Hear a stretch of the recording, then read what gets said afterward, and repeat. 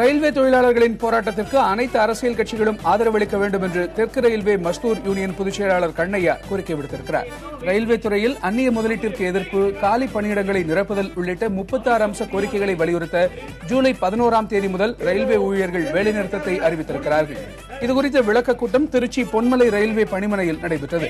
இதில் பேசிய கண்ணையா, ரயில்வே ஊழியர்களின் போராட்டங்களுக்கு டெல்லி, உத்தரப்பிரதேச அரசுகள் ஆதரவளித்திருக்கும் நிலையில் தமிழகம், கேரளா மற்றும் ஆந்திர பிரதேச மாநில அரசுகளும் ஆதரவளிக்க வேண்டும் என்று கோரிக்கை விடுத்தார்.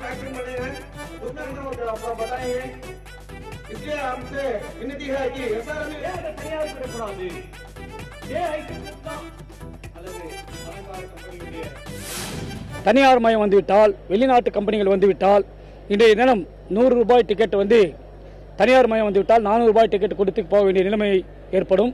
அது மட்டுமல்லாமல் 4 லட்சம் காலியிடங்கள் இருக்கின்றது.